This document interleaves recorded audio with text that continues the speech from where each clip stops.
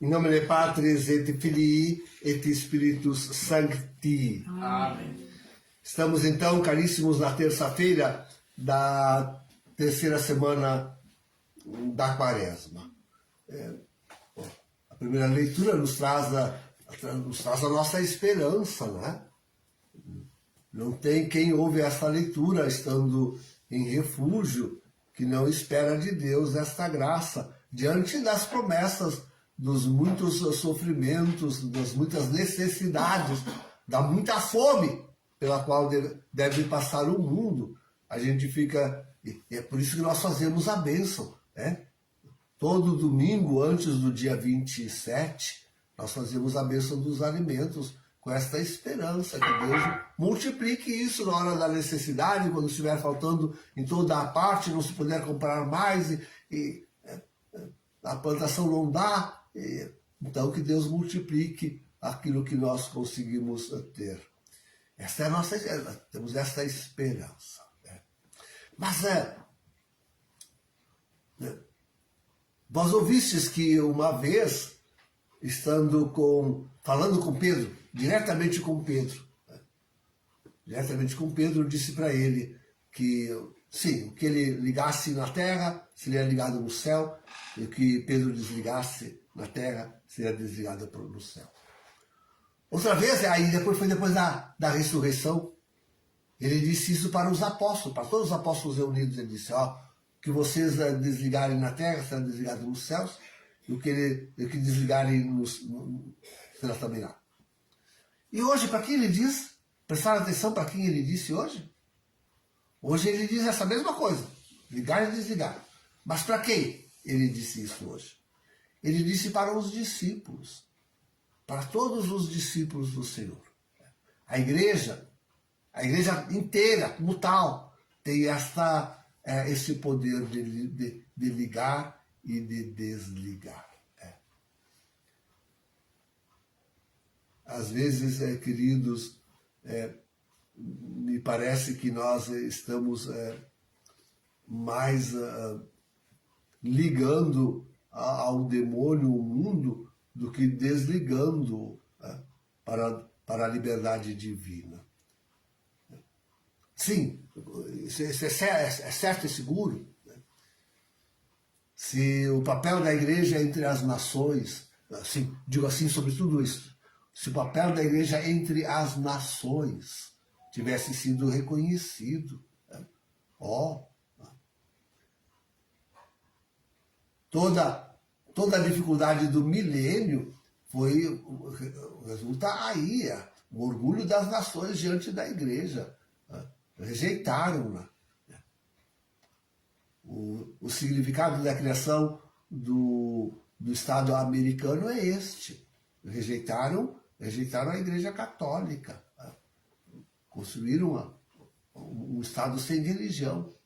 O Estado norte-americano foi construído sem religião. A Revolução Francesa é isto. É a França tirando dos seus ombros o jugo da igreja. E com isso arrastou todas as nações católicas, toda. A França, a filha primogênita da igreja, fazendo isto, arrastou todo o mundo católico, todos os príncipes católicos. Né?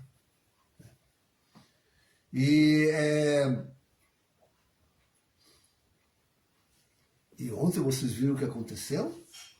Ontem inscreveu-se na Constituição Francesa, a lei fundamental do país. Né? Se inscreveu na lei fundamental do país, se inscreveu a possibilidade do aborto. Né? Não é mais crime. Né? Em França, podem abortar. Né? Não é mais crime. Que é a coisa mais hedionda, aquilo que mais atrai o castigo de Deus sobre a humanidade. É este crime que se multiplicou barbaramente. Acabo de ler um artigo que mostrava as 7 provas modernas de que o ser humano é formado na concepção. na fecundação do óvulo pelo gameta masculino ali, aparece o novo ser. 5 provas científicas de que isto é assim. Né? E contudo, quando Paulo VI escreveu dizendo, condenando a pílula, até católicos, padres católicos, que trabalhavam com famílias. Eu conheço um de venerável memória, estou falando dele, mas ele foi meu professor depois, e grande colega, querido amigo. Ele se arrependeu, né? Se arrependeu. Mas falava, trabalhando com as famílias, falava contra a encíclica do Papa, né? Por causa da proibição da pílula abortiva. A pílula é abortiva. Né? Pouco se menciona isso. Pouco se fala disso. Né? Pouco se fala disso. É a revolta das nações. É a revolta das nações. Sabe uma das coisas que está trancado aqui na minha garganta e eu não consigo engolir desde o dia 25 agora, é que o único, acho que deve, eu não assisti tudo, né? Mas eu acho que o único representante de religião, se pode-se dizer isso, foi o Malafaia lá no palco com o Bolsonaro, diante daquela multidão de 1 bilhão e 800 mil. O Malafaia.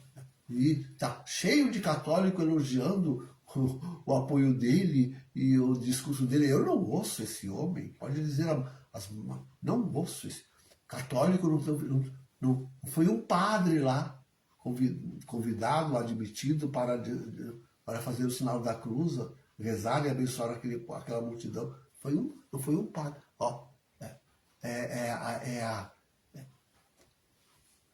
São as nações, e o Brasil nessa, são as nações que viram as costas da Santa Igreja. Né? Mas tem muita culpa da própria igreja aqui, tem muita culpa da própria igreja aqui. Né? Pense na nossa CNBzinha com a campanha da fraternidade deste ano, de tantos anos. Né? Então, eu diria, sim, ao invés da igreja como toda estar fazendo um exercício de perdoar essa humanidade, a igreja como um todo está enfiando cada vez mais essa humanidade numa grande apostasia, num grande pecado, em pecados gravíssimos e hediondos. Mas o que esperar senão o castigo? O que esperar? O que esperar senão que falte até o alimento mais essencial? Não se perdoa mais. Não se perdoa mais a si mesmo. Não se faz questão de suprimir a voz da consciência para não sentir a necessidade do perdão. Olha a confissão. Olha a confissão.